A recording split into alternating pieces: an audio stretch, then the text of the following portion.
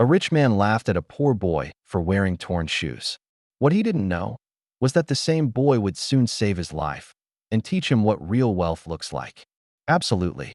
Here's your 10-minute, clip-free, scene-free Faceless YouTube story for the title.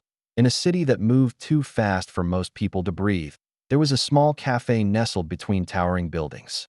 The kind of place that sold more status than coffee, where customers came not just for a drink, but to be seen. One chilly morning, a woman named Sophia entered with her son, Adam. Her eyes carried years of fatigue. Her clothes were clean but old, and her hands told the story of hard work. Adam, not older than 9, clutched a worn envelope filled with saved coins. That it was Sophia's birthday. Adam had been saving every rupee, dime, and nickel he could find for the past 2 months. He picked up cans, helped neighbors, and even skipped recess to clean classrooms after school.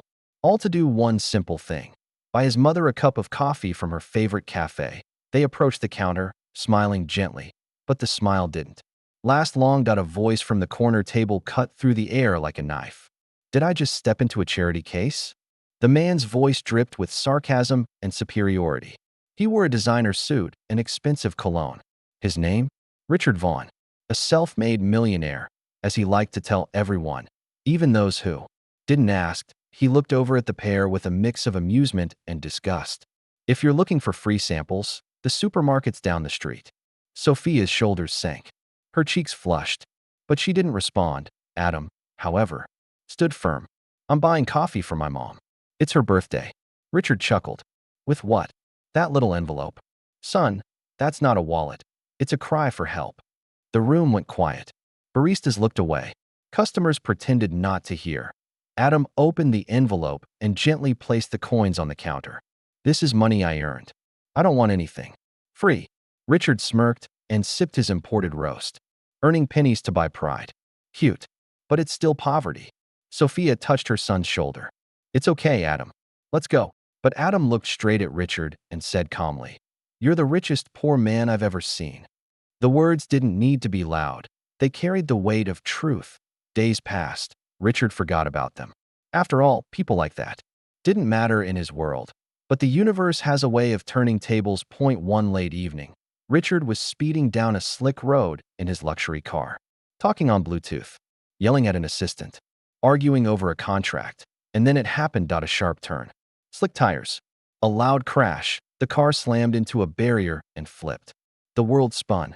Glass shattered. Metal screamed. Richard was alive, but trapped, bloodied, shaken, helpless. Minutes passed like hours, and just when he thought no one would come, 2 familiar faces appeared, Sophia and Adam.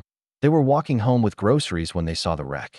Without hesitation, they ran toward it. Sophia dialed for help. Adam crawled under the wreckage to get to Richard. Sir, stay awake. Help is coming. Through the haze, Richard recognized the boy. You. Adam didn't nod. He didn't gloat.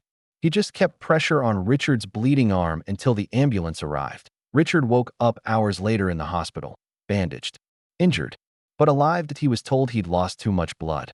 Another 10 minutes, and he wouldn't have made it. All thanks to a boy he had laughed at.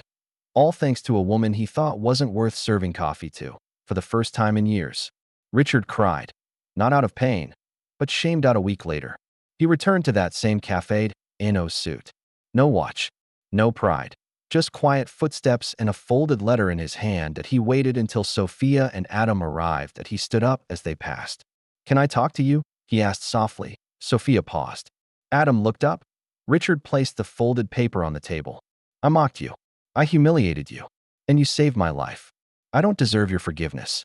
But I need to say this: thank you. He looked at Adam. You taught me something money never could.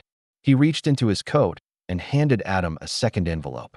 This is a trust fund for your education, your dreams.